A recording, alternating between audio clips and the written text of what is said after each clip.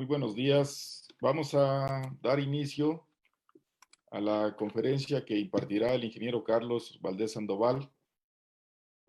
La conferencia se titula Perspectiva actual del desarrollo forestal de México. El ingeniero Carlos Valdés es ingeniero agrónomo especialista en bosques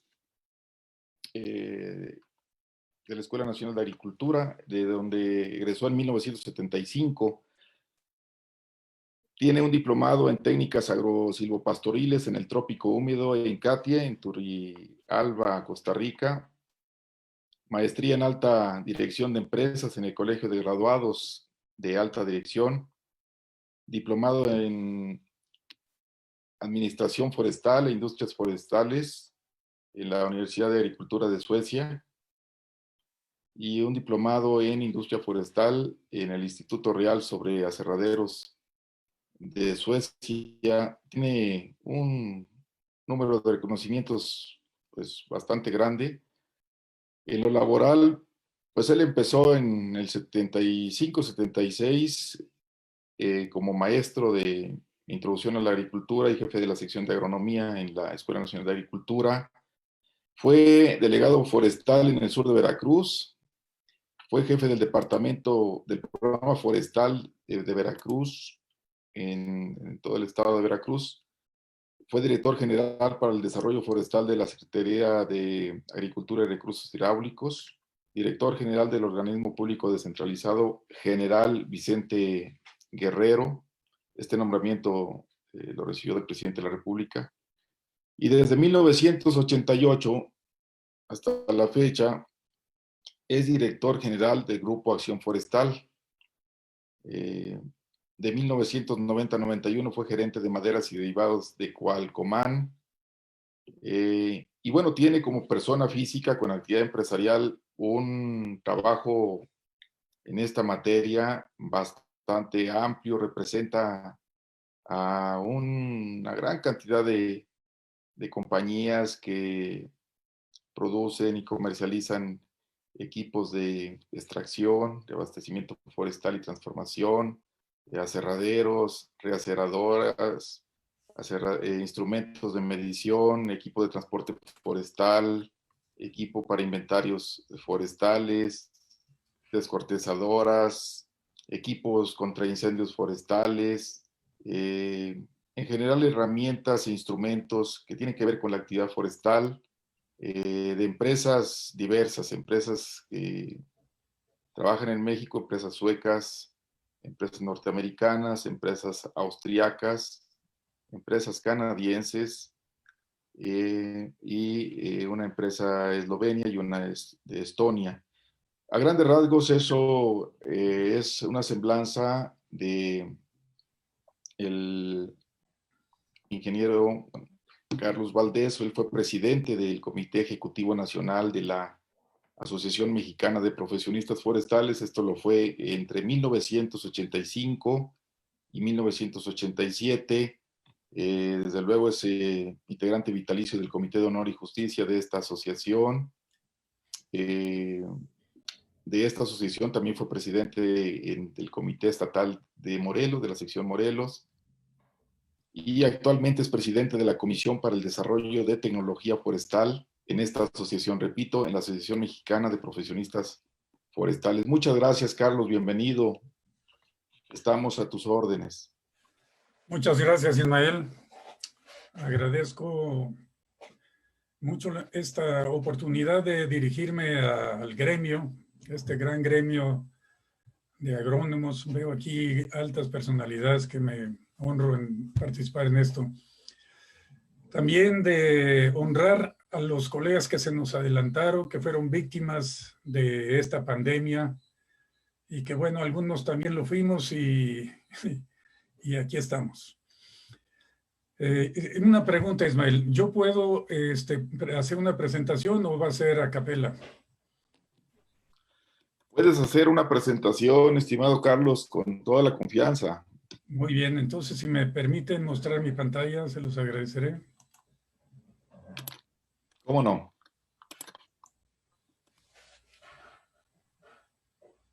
Adelante. Gracias.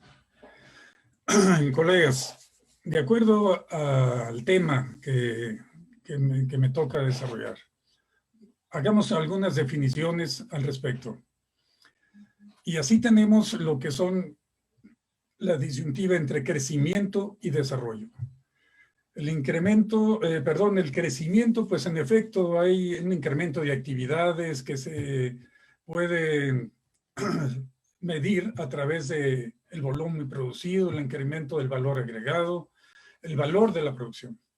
Y el desarrollo forestal tiene que ver con el futuro, y el presente y el futuro, tiene que ver con las actividades productivas, con un gran impacto en el beneficio de los dueños de los montes, de los trabajadores, con altos niveles de productividad para que sea sustentable y con absoluto cuidado del medio ambiente.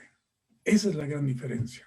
Y todas estas etapas los hemos vivido en el país. Y como antecedentes, déjenme decirle que desde la colonia ya hay antecedentes importantes en esto. El árbol del tinte en la península de Yucatán fue un producto muy apreciado y se exportaba mucho a la Europa para teñir los textiles. Luego después ya en la independencia y en el porfiriato vinieron grandes empresas inglesas, luego compraron los americanos e hicieron grandes aprovechamientos en el norte del país, sin restricciones ni regulación alguna, solo un gran crecimiento económico que prevaleció durante un buen tiempo con el consecuente deterioro del medio ambiente. Carlos, perdón, no se está viendo la presentación si es que la estás poniendo. Tienes que darle screen share screen y escogerla para que se vea. A ver, no escuché, ¿me quieres repetir, por favor? No se ve la presentación. Entonces es que... Tienes que picarle a share screen en el verde aquí abajo de la pantalla. Estoy y escoger aquí, la presentación. Screen share y me voy para acá. ¿Y ahora sí me ven? ¿Ahora sí se ven? Ahora sí. Excelente. Gracias, Carlos. Gracias a ti, Pepe. Bueno. Estábamos diciendo, bueno, no importa, lo anterior básicamente es lo que mencioné, no tiene mayor ilustración, pero sí quiero hacer hincapié en lo que eran los bosques a finales del siglo XIX y principios del siglo XX. Ven ustedes esa tecnología, eran cerrones, o cerrotes, como se les llama, diámetros muy grandes. Y esto fue el sistema de extracción que básicamente utilizaron. Este malacate desde las vías del ferrocarril, cargaban el ferrocarril y se lo llevaban. Este sistema de arrastre con caballos pecherones, esto todavía le tocó a mi padre hace 72 años. Y todavía Chihuahua tiene una gran cantidad de animales arrimando. A ver, ya esta es la herencia. En cuanto a la industria, pues en efecto se tenía este sistema y también este que trajeron los americanos y los canadienses, ingleses, lo cual hicieron grandes aprovechamientos. Vean ustedes, una gran cantidad de volumen que se podían servir lo que quisieran. No había restricciones. Y en efecto, pueden ver ustedes el deterioro ecológico. Vean ustedes, estas son fotos de Durango y de Chihuahua. Luego aparece la fábrica de papel San Rafael en 1894. Gran tecnología alemana en la industria. Pero en los bosques, este fue el sistema de aprovechamiento.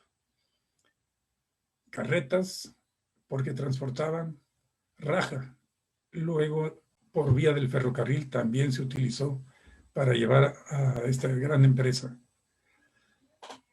Fábricas de papel San Rafael persiste todavía en las faldas del Iztaccíhuatl y todavía tiene una actividad a base de reciclado principalmente. Y en esos albores del siglo XX, la tecnología utilizada por las fábricas de papel le dieron gran presencia a nivel internacional. Se exportaba mucho. En fin, el fin de la época del porfiriato se desarrolló la industria de aserrío para la fabricación de durmientes. Como ustedes saben, Porfirio Díaz le dio un gran auge, un gran impulso a los ferrocarriles. Entonces demandaba la fabricación de durmientes a grandes volúmenes. Y esto junto con la industria del papel le dieron un gran crecimiento a la actividad forestal en México. Sin embargo, todo esto lo podemos inferir que lo que trajo mucho fue un gran beneficio para las industrias extranjeras, lo cuales se animaban a invertir en estos esquemas donde había abundancia de materia prima, seguridad, estabilidad política, hasta que llegó la revolución. Pero ya desde aquellos entonces, Miguel Ángel de Quevedo advertía sobre las consecuencias de seguir con una actividad de este tipo, puro crecimiento económico a costa del gran deterioro. Durante el proceso revolucionario se interrumpió todo por razones obvias. Y fue hasta esta etapa post-revolucionaria en que se empezó a hacer nuevamente algunos movimientos. Ya en Chihuahua adquirieron la compañía extranjera, todos sus bienes, una compañía mexicana que absorbió todo lo que es el aprovechamiento de Largo, por ejemplo, que todavía no existía Largo. Largo fue hasta los 70s, pero todo ese volumen lo tenía Bosques de Chihuahua. Y mantenía la contradicción. Empresa, y ahora ya, con la revolución, donde se había dado el reparto agrario. Desde luego, la inestabilidad política traía incertidumbre en las inversiones que aquí se hacían. Y bueno, todo se tuvo que ajustar a la recomposición de la tenencia de la tierra. Esta indefinición y desconocimiento de los dueños de los bosques obligó a que nuevamente se contratara con las grandes empresas. Y vean ustedes qué nivel de conciencia, de organización tendrían los dueños de los ejidos y comunidades que fueron presas de los contratos muy leoninos que se presentaron. Y sin embargo, no obstante que los ferrocarriles seguían creciendo, hubo un desplome de la producción por toda esta inestabilidad que se tenía. Fue en este periodo, del 26 al 40, donde la presencia de la Segunda Guerra Mundial le dio un impulso al mercado, y aquí aparecen nuevamente las empresas papeleras, que después sería, además de San Rafael, otras como lo vamos a mencionar ahorita. Durante el gobierno de Calle se promulga, la primera ley forestal, que ya le daba un orden a los aprovechamientos, empezaba a darle orden a esto. Y como ustedes saben, a veces dentro de la que hay las intenciones y se va definiendo en el proceso el reordenamiento, pues persisten los esquemas anteriores y se está dando nuevos esquemas.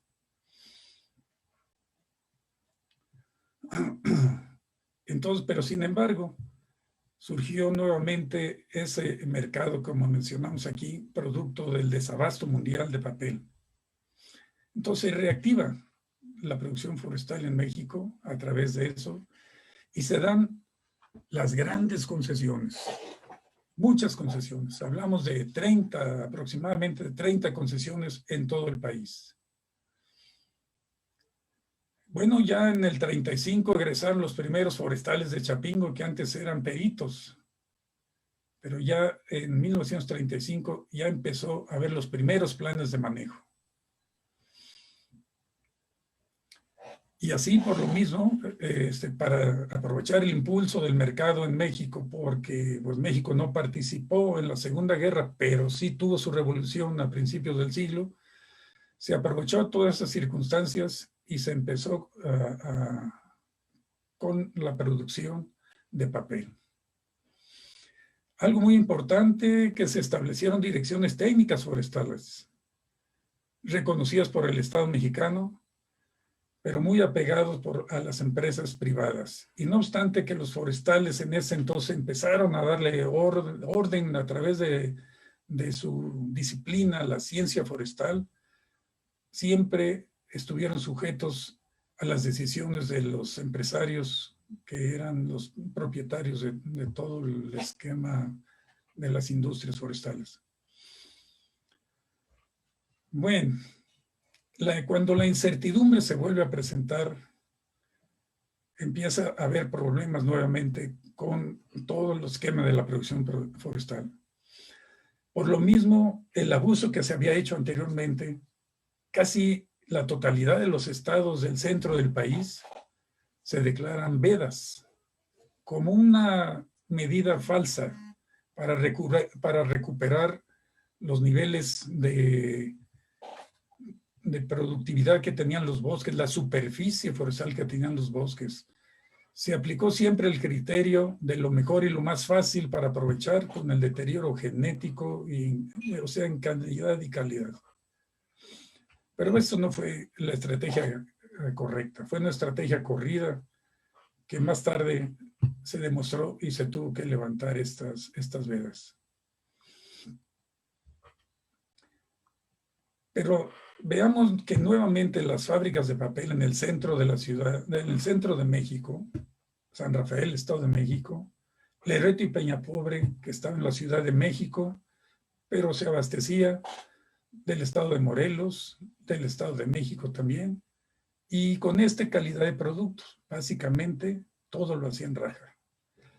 Y había que reconocer que había un buen manejo silvícola, pero una subutilización de la materia prima, al todo hacerlo básicamente raja.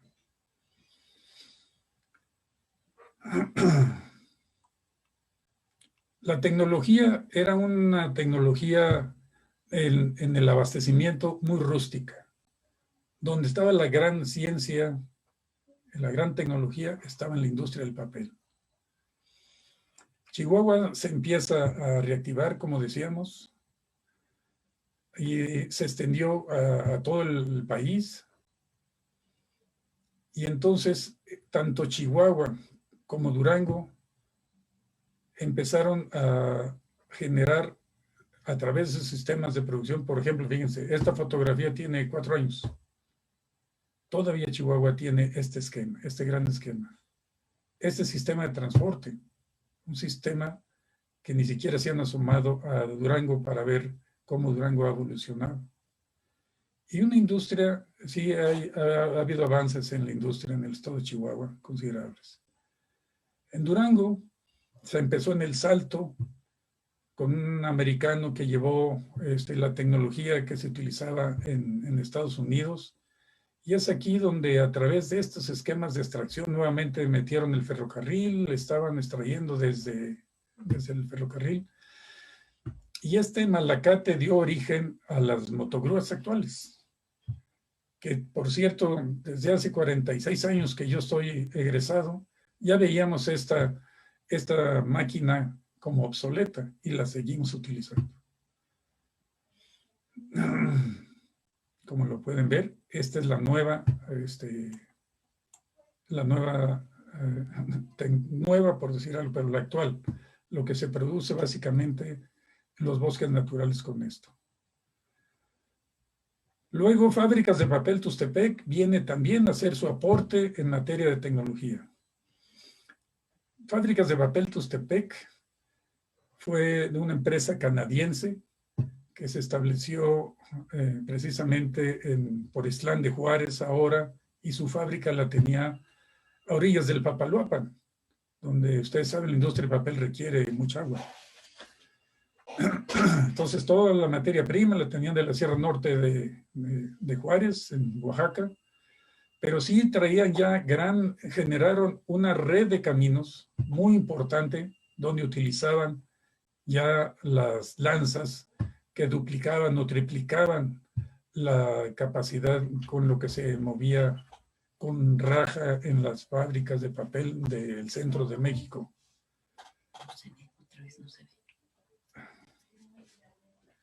A ver, me están diciendo que no se ve otra vez la presentación, pregunto. Colegas. Sí se ve. Sí se ve. Sí se ve. Sí, Ahora estamos mirando. Sí se ve. Ok, Sí gracias. se El otro componente muy importante que aporta a Fábricas de Papel Tustepec es la carga. Muchas veces, como dice nuestro colega Pepe Ramos de Oaxaca, que le ponemos mucha atención al 10% del costo que son los estudios de manejo, pero perdemos de vista lo que es el 80% del costo, que es el abastecimiento. Y el transporte y la carga es algo fundamental. Y Fábricas de Papel Tustepec hizo ese gran aporte. Sin embargo, como pueden ustedes darse cuenta, aquí este sistema de transporte trajeron ellos. No es necesariamente esta grúa, pero es la grúa hidráulica, para que ustedes se den cuenta. Eran las grúas barco muy potentes que ellos producen en Canadá. Y así es como ha venido evolucionando a través de la presencia de diferentes compañías, ¿no? Y esto marcó el fin de las grandes concesiones. Las empresas que tuvieron esto,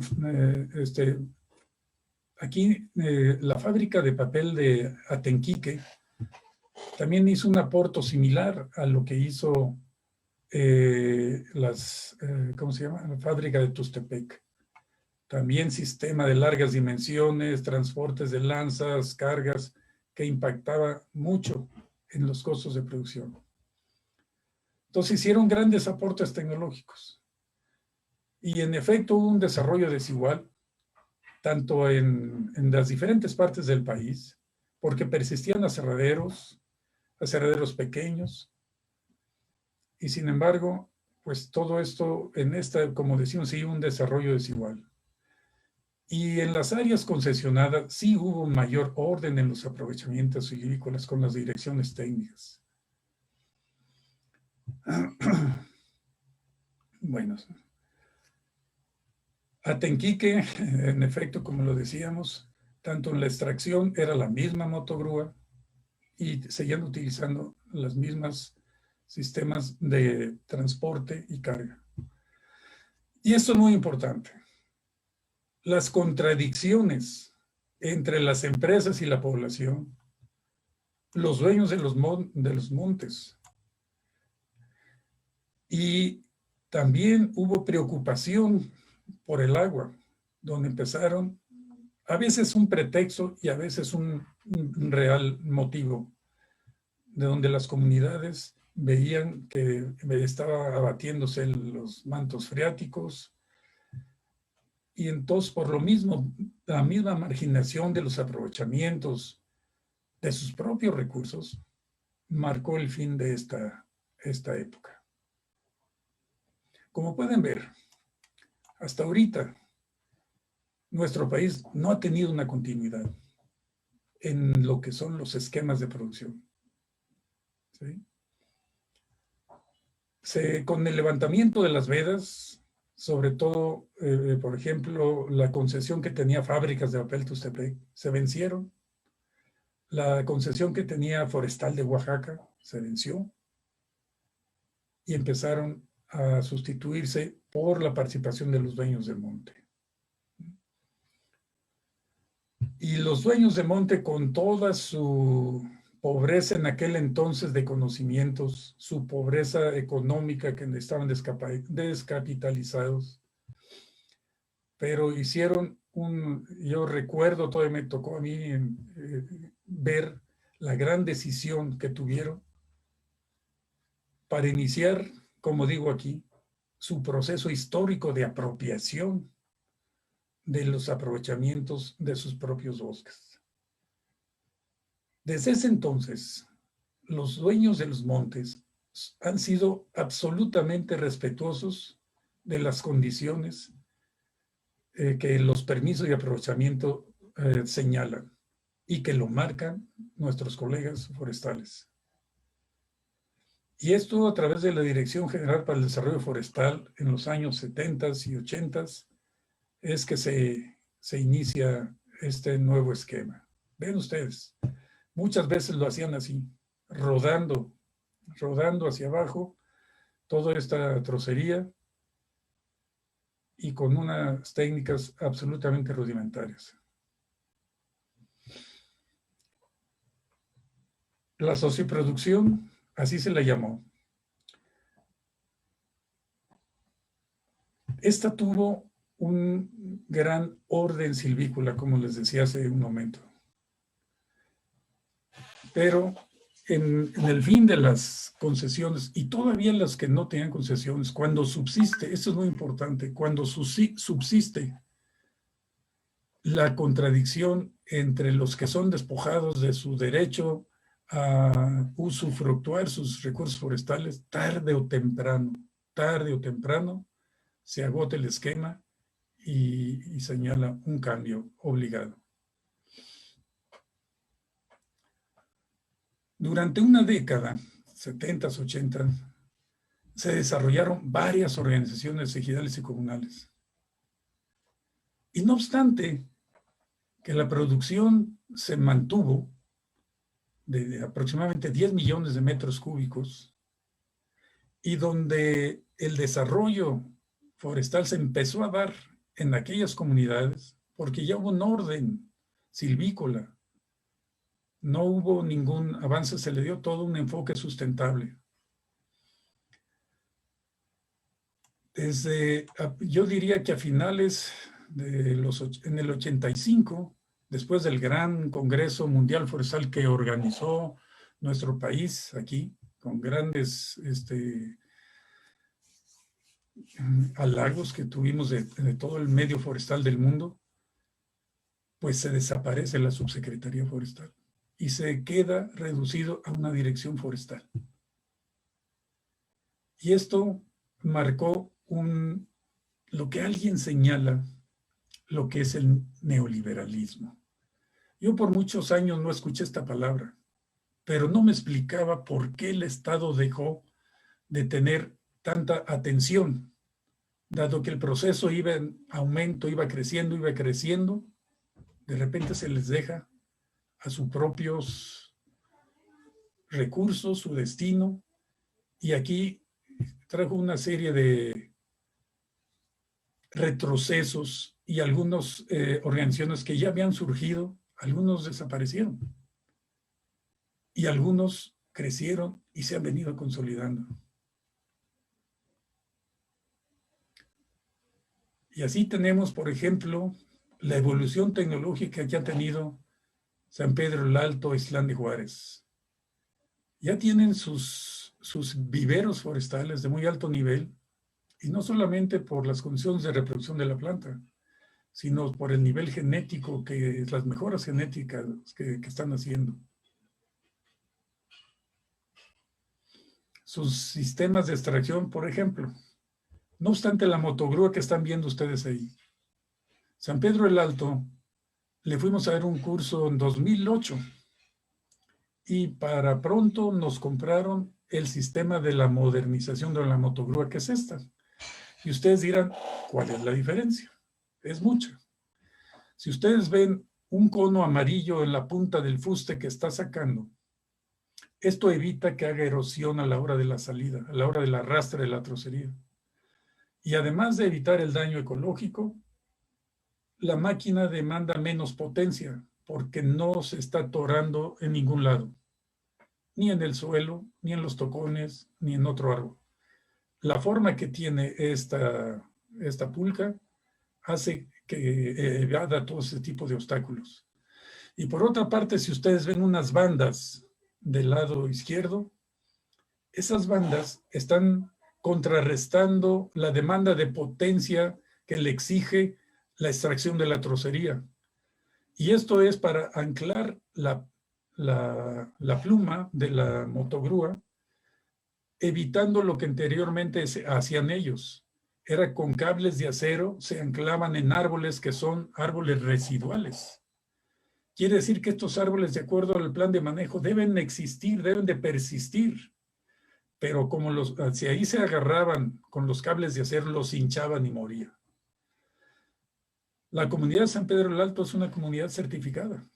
Entonces, había que hacer algo para evitar todo ese daño ecológico, que a pesar de todo, ellos estaban certificados. Pero con esto, ellos le dieron un plus a su certificado que tienen. Cosas que parecerían insignificantes, pero tiene alto nivel de contenido, porque esta motogrúa, no obstante sus 20 toneladas de potencia de jalón, en ocasiones todo el área de corta la está lastimando a través de diferentes, al no tener carriles de arrime, al no tener este tipo de accesorios. Ya ellos tienen una carga hidráulica, como ven ustedes. Yo recuerdo a San Juan Nuevo, le vendimos hace muchos años, que será 25 años, la primer motogrúa, perdón, la primer grúa hidráulica. Y desde entonces, ellos jamás han vuelto a cargar con otra cosa que no sea grúa hidráulica. La que les vendimos ya caducó, ellos tienen 3 nuevas más, y esto es como asimilar, cuando se transfiere tecnología y se apropian por las bondades de la nueva tecnología, jamás da marcha atrás.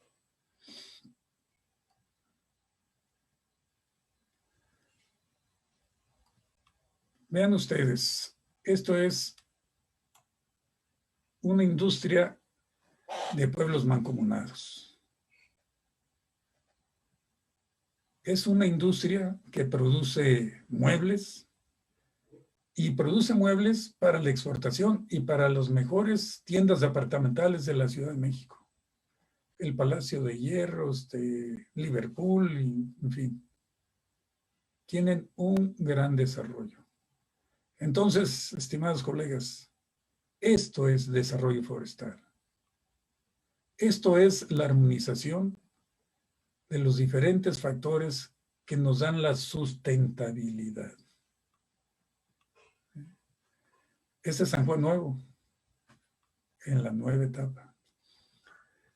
Salvo que algo nuevo haya sucedido, San Juan Nuevo tiene el mejor aserradero del país. Y San Juan Nuevo surgió en 1982. Y desde luego San Juan Nuevo ya llegó a esta etapa de un aserradero de este tipo, de la más alta tecnología. Tiene una planta de resinas, tiene una fábrica de muebles, tiene una fábrica de tarimas, tiene una fábrica de molduras. Ya es un complejo industrial el que tiene San Juan Nuevo.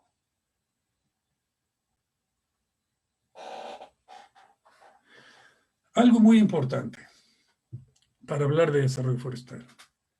Ya a finales del siglo XX se inician las plantaciones forestales comerciales. Y en el siglo XXI, ahorita las plantaciones forestales comerciales son una realidad y una mayor promesa para los mejores usos de los terrenos del trópico.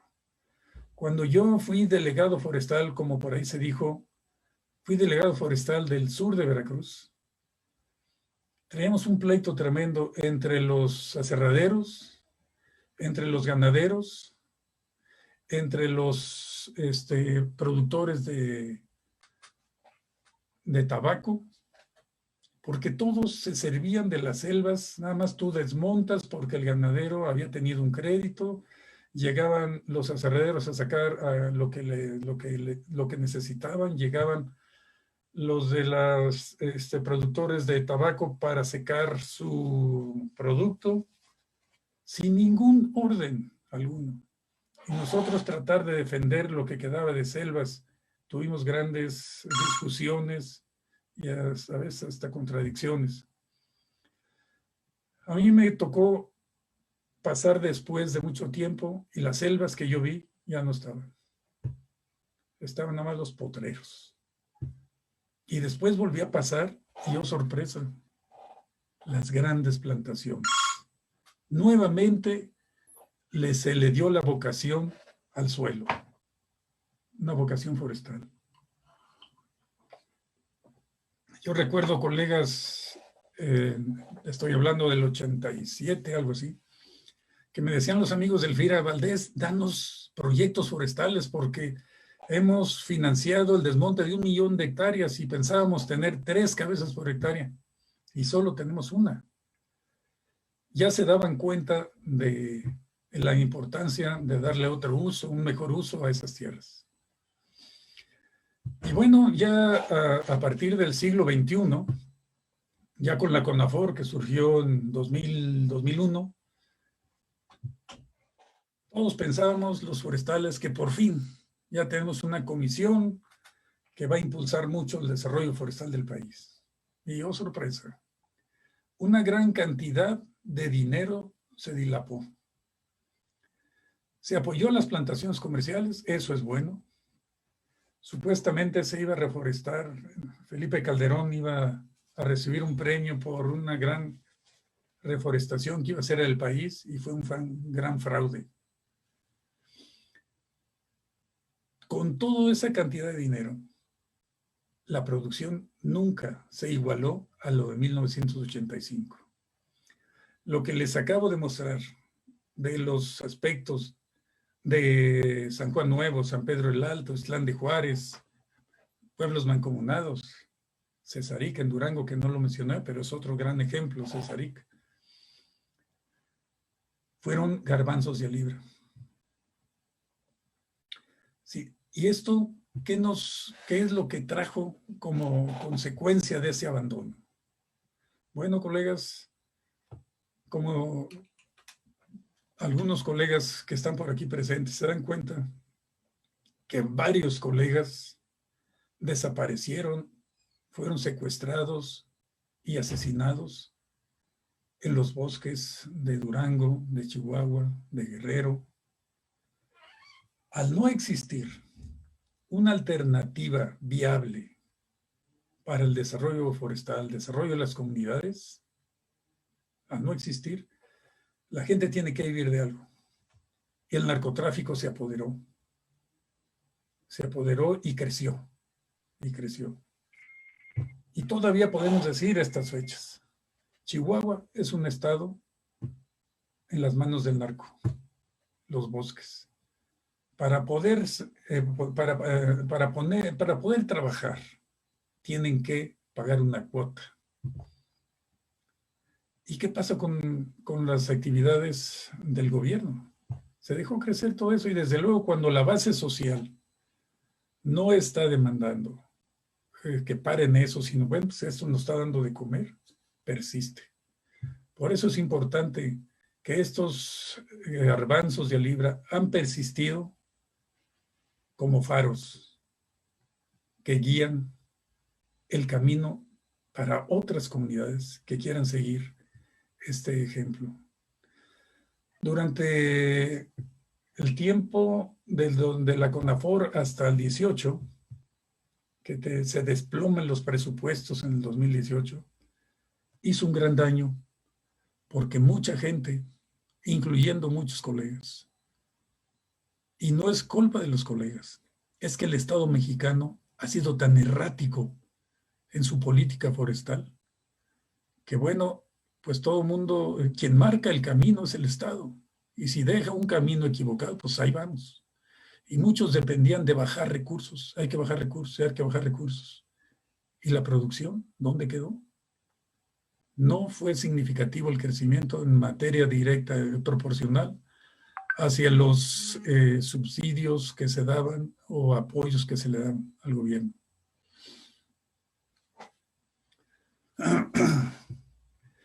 Chiapas es una vergüenza. Es una vergüenza como Estado en materia forestal. Están las grandes hidroeléctricas, deterioradas las cuencas, deterioradas. ¿Y qué se ha hecho? Perdóname, señor presidente, usted va a desasolvar los ríos.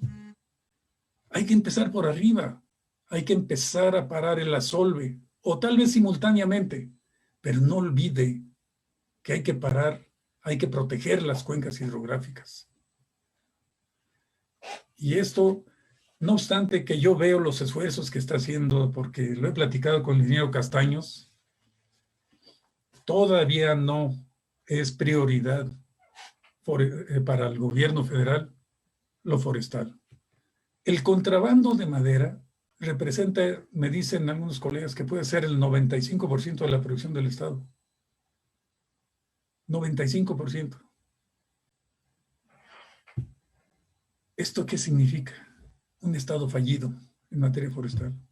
La Profepa, no, es que no quiere, no permite el gobierno del Estado que te esperes. Se dice que uno de los aserraderos que se abastece de madera de contrabando es propiedad de una secretaria. Entonces, en verdad, es una vergüenza lo que está sucediendo en Chiapas.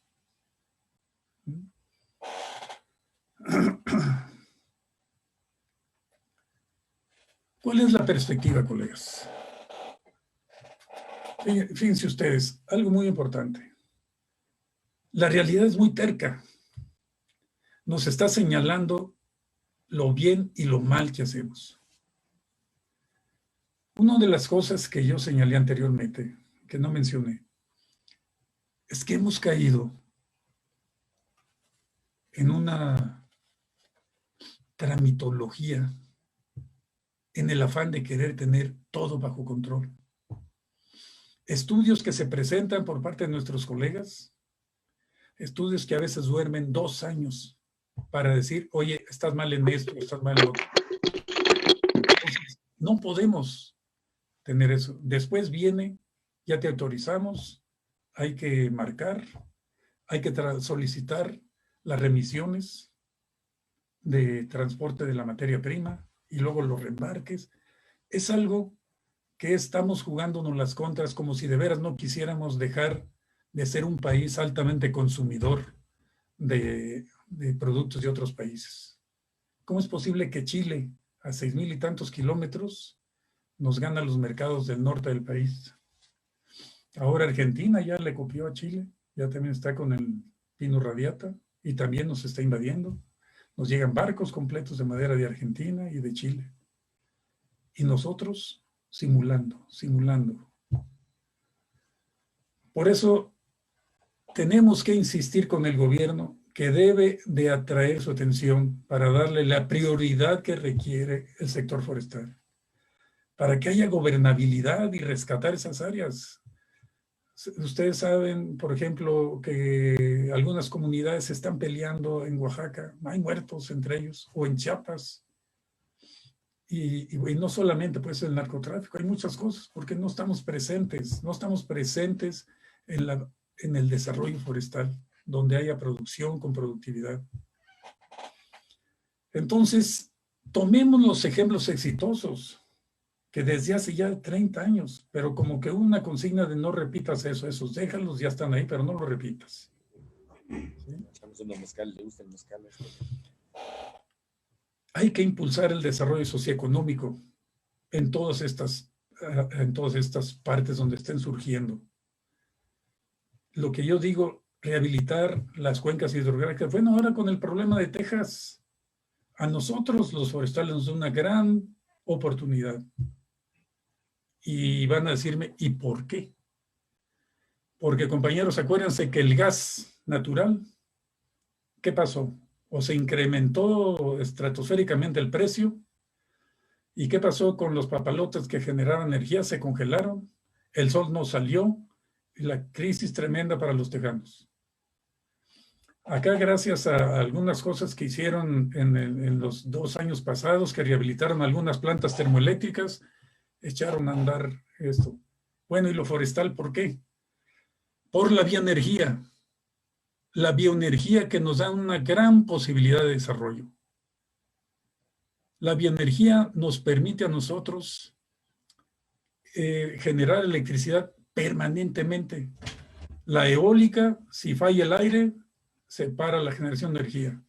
Si no sale el sol, se para la generación de voltaica, de energía eléctrica, las plantas voltaicas.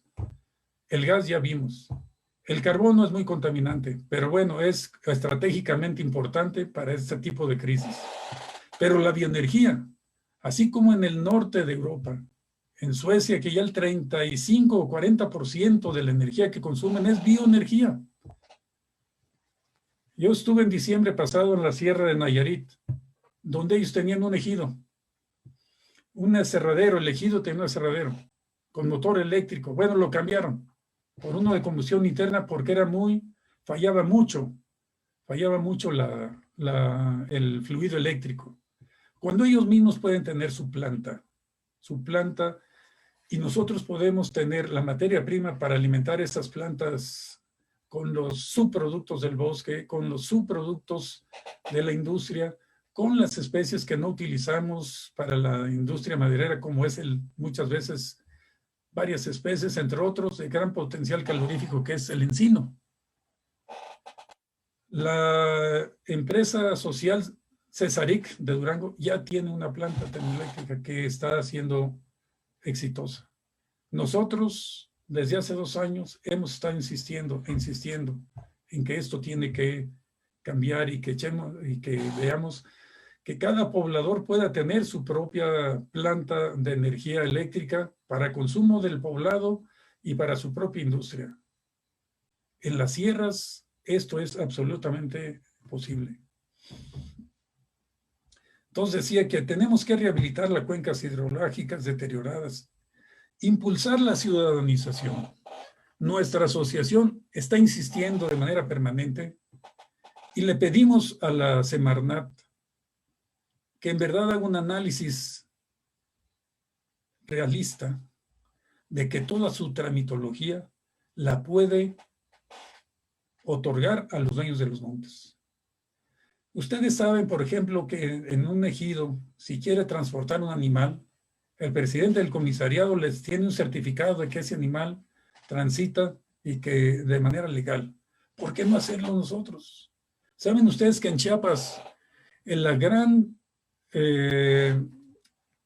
contrabando de madera, mucho es porque la gente se aburrió de la tramitología y se fueron al contrabando?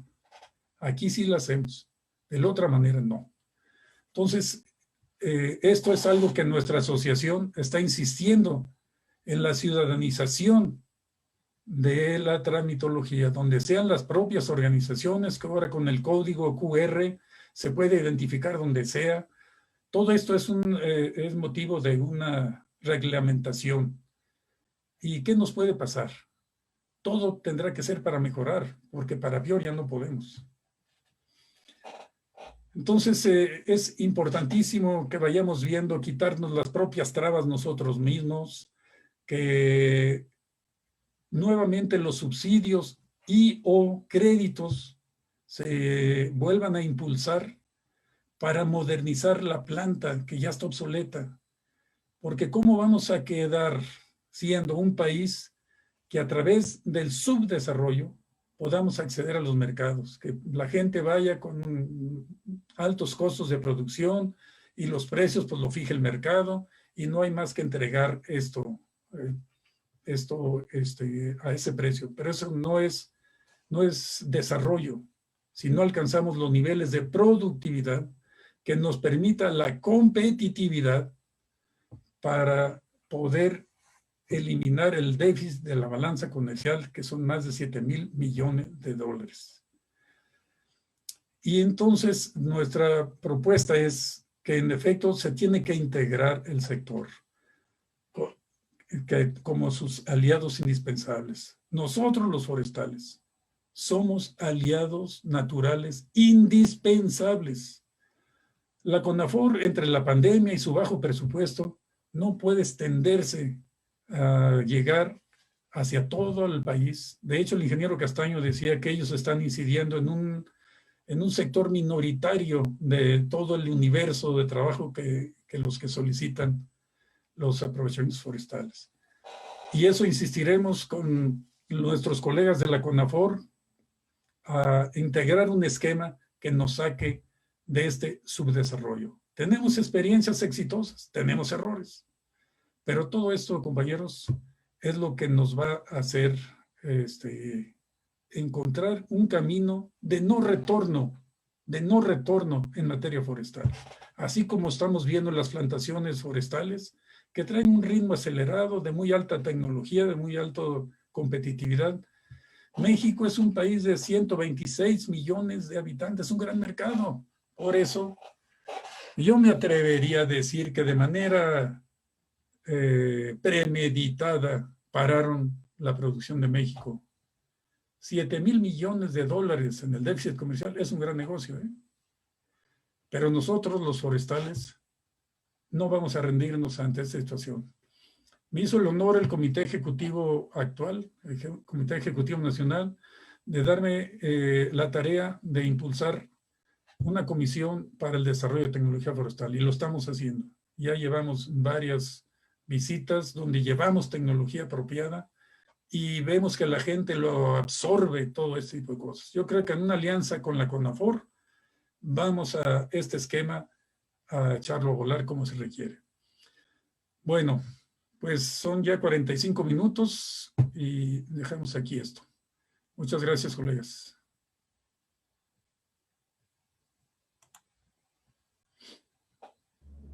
Muy bien, ingeniero Carlos Valdés, excelente tu presentación, excelente el panorama que nos presentas de la situación forestal en nuestro país.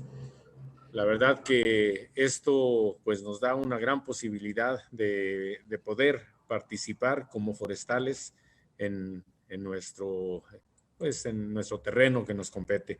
Tenemos varias participaciones de los compañeros que nos están escuchando. Se abre la participación. No sé si me escuchan bien. ¿Sí me están escuchando bien? Sí, Pepe, te escuchamos bien. Perfecto. Perfecto. Mira, Fernando García dice que se pretende la adopción de tecnología, el cambio en la conducta del productor. Alejandro Nápoles, estimado ingeniero Carlos, en su opinión, ¿qué papel juega la certificación en el desarrollo forestal? Si nos puedes ir contestando, Carlos, de favor. ¿Cómo no? Entonces, me dijiste dos. ¿Me repites la primera, por favor? Dice, más bien mi comentario, ¿qué se pretende con la adopción de tecnología? Y él mismo menciona el cambio en la conducta del productor. Bien, esto es obligado si queremos el desarrollo.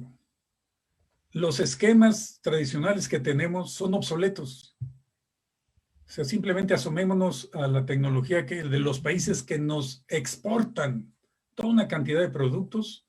Ellos tienen toda una tecnología.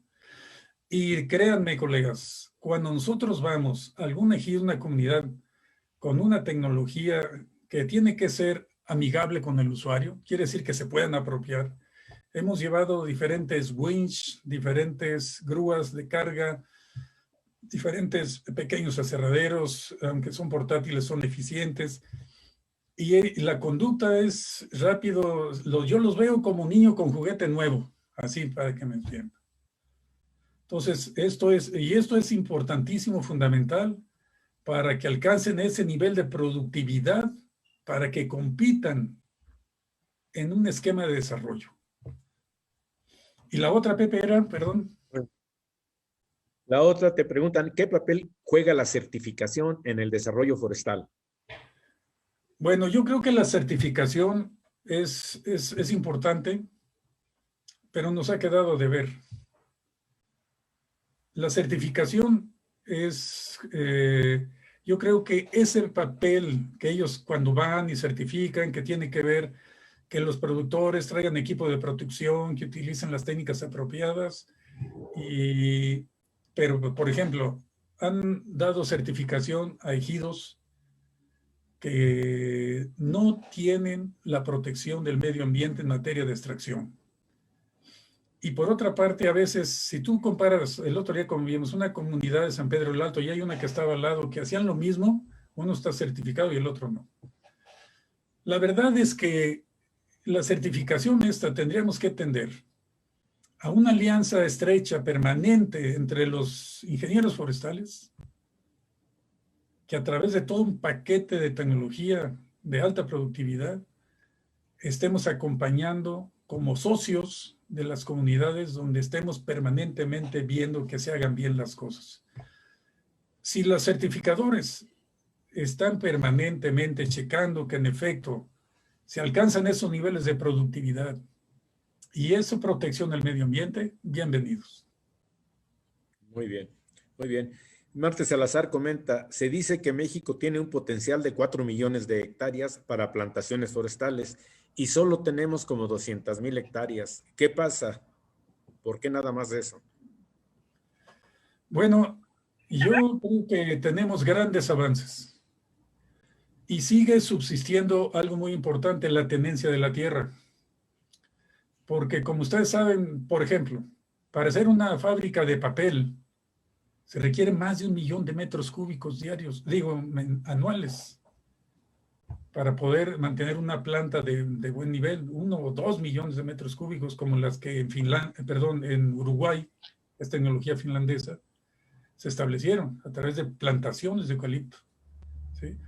Entonces yo creo que si se encuentra el esquema de asociación entre los dueños de los montes y empresas donde el gobierno mexicano dé certidumbre a la relación sana, una relación de ganar, donde el dueño de la tierra también tenga certidumbre de que va a ser partícipe de la riqueza que ahí se va a generar. Yo creo que por ahí es un camino excelente para agotar todo ese potencial que nos marca nuestro colega Marte. Ojalá, ojalá se pudiera dar esa asociación. Dice Javier Vaquera, qué enriquecedora plática, estimadísimo Baliza. Quiero decirles que Baliza, ya sabemos cuál es. Ahora está más baliza que antes. En su época estudiantil, formó parte de la selección de básquetbol en Chapingo, por eso de Baliza, ¿verdad?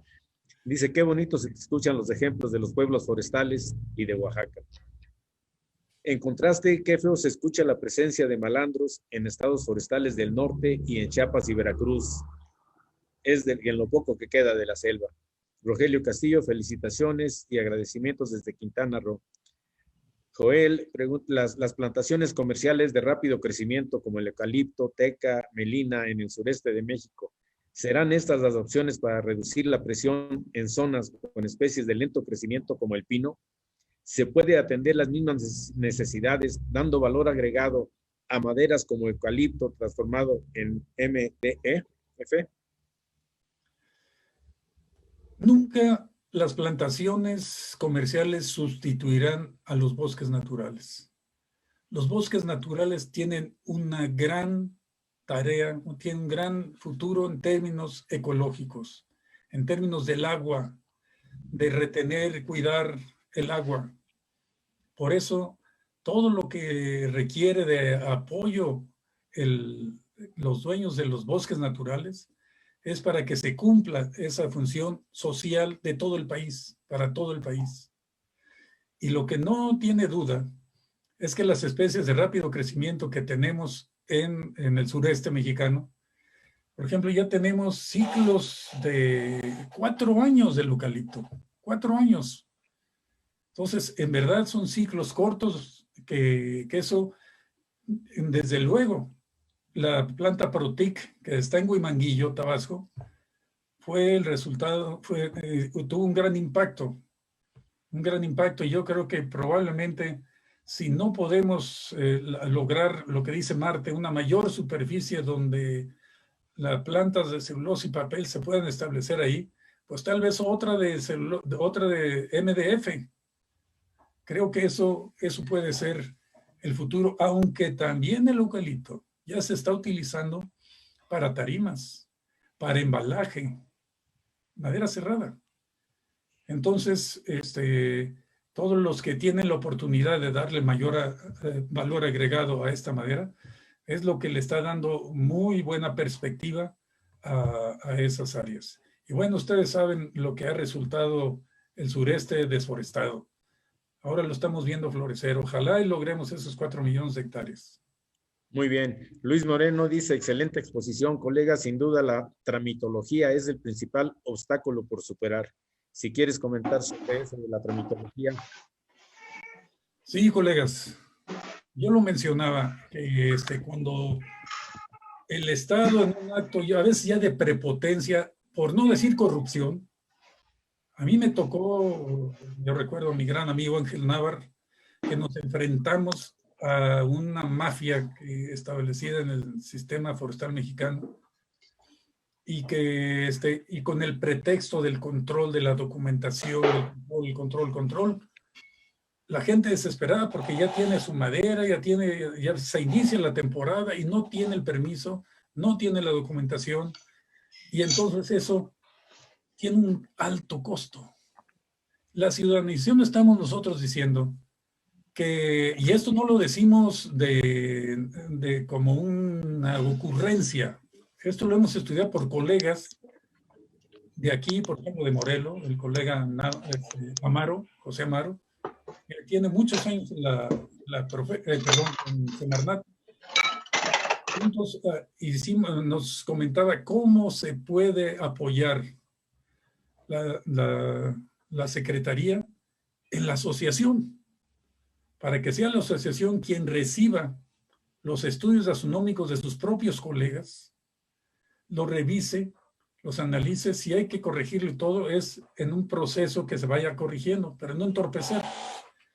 Y sobre la mar, sobre las deficiencias que pueda tener un estudio, se vaya corrigiendo, se va recorrigiendo.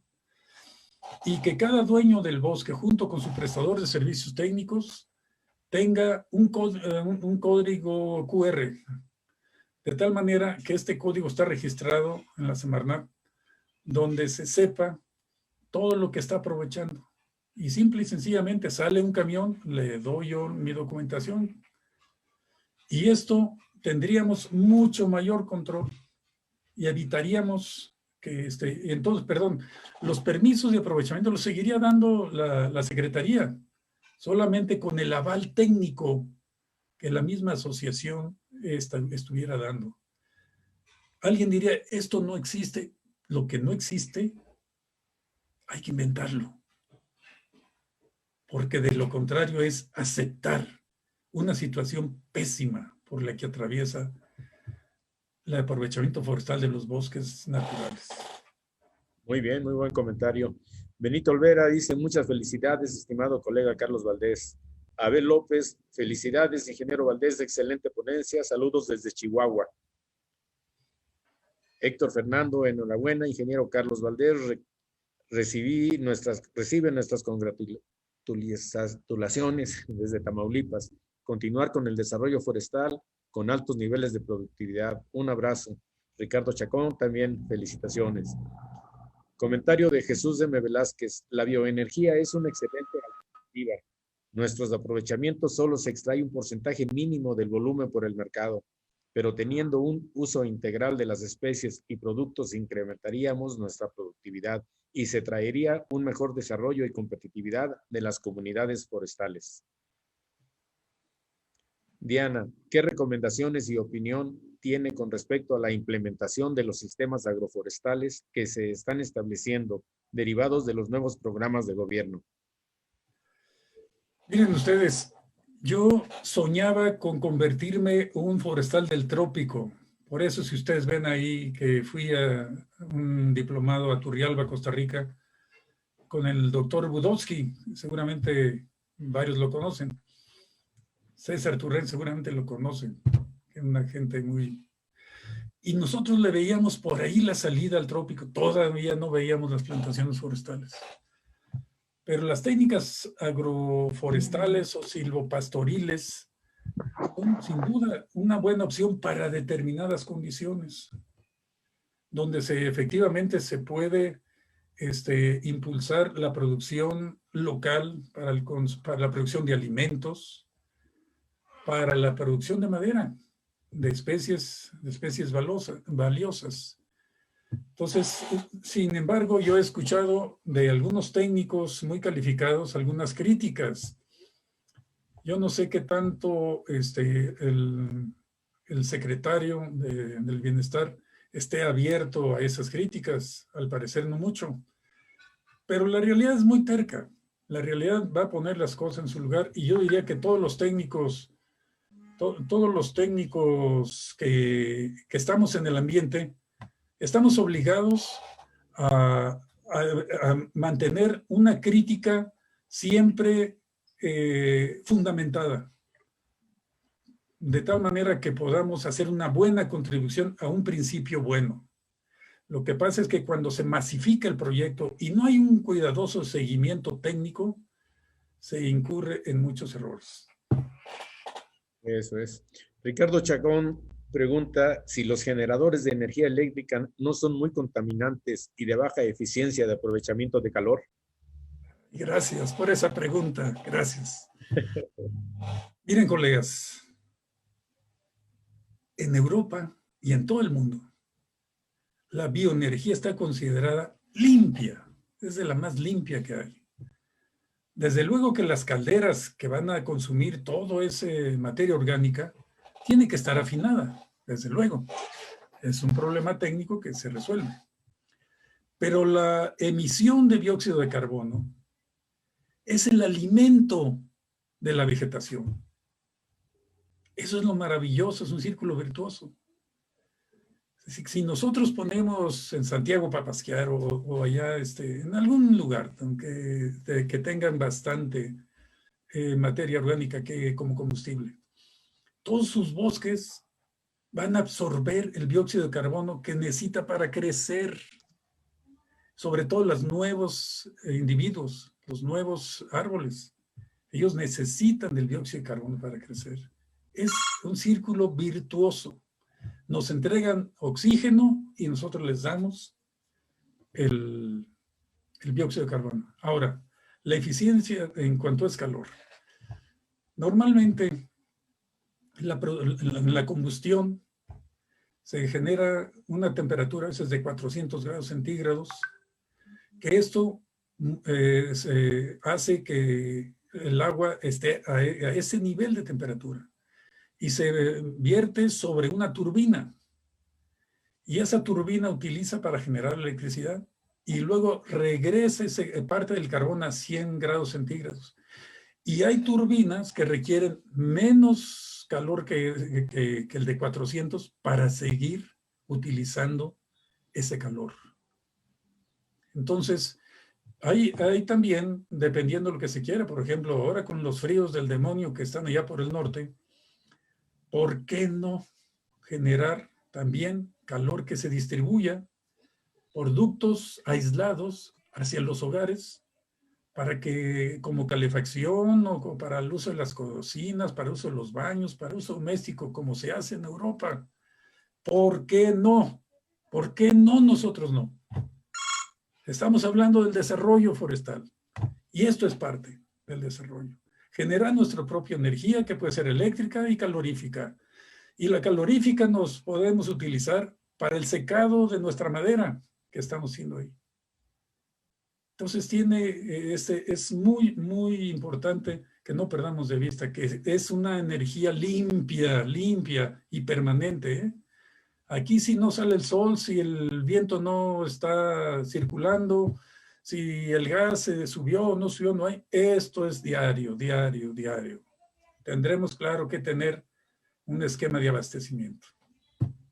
Pedro Antonio, muchas gracias por la información. Podemos presentar los recursos forestales como generador de oxígeno y reducir el dióxido de carbono y de esta manera participar en la venta de bonos de carbono en la mitigación de generación de gases de efecto invernadero, lo que comentaba ahorita el ingeniero Rubén. Un saludo y felicitación al ingeniero Carlos Valdés por su excelente ponencia.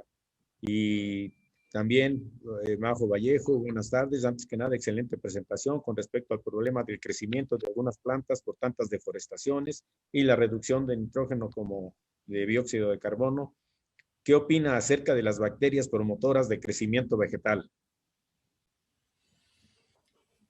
Bueno, yo mencionaba que ha habido grandes avances en diferentes aspectos. Yo creo que si le estamos sumando todo ese tipo de componentes como, bueno, desde tiempo atrás nosotros sabíamos de esas bacterias de las micorrizas que se asocian con las especies de pino, nos dan muy buenos resultados. Yo creo que, aunque yo no soy experto, pero los investigadores que han estado consistentemente viendo esto, yo creo que le ayudaríamos mucho a los bosques naturales a aumentar sus crecimientos, porque traemos un hándicap en los bosques naturales, que hay un crecimiento en Durango, Chihuahua, de 1.5, 2 metros cúbicos, aunque por ahí se hicieron unos experimentos muy buenos, removieron el suelo, inyectaron todo ese tipo de micorrizas y llegaron a 10 metros cúbicos. Es algo, para Durango excepcional. Pero yo creo que si se vamos sumando todo este tipo de adelantos científicos, apliquémoslos. Muy bien, Carlos. Pues mira, te agradezco. Hay más comentarios por cuestiones de tiempo. Ya vamos a seguir ya en forma directa, ¿verdad? Con la federación y contigo, porque creo que debe haber algunas muy buenas propuestas que está la Asociación de Profesionales Forestales, está la academia, pero también es un interés de todos y de nosotros como federación, ese vínculo. Creo yo que sumando las voces es como se puede lograr algo, y no nada más en este sentido, sino también participar en la educación, como lo mencionaba yo hace rato, en lo que has tú desarrollado en cuanto al aspecto educativo. Muchas gracias, Carlos, por tu presentación. Un abrazo y vamos, continuamos más adelante. Muchas gracias. Gracias a ustedes. Compañeros.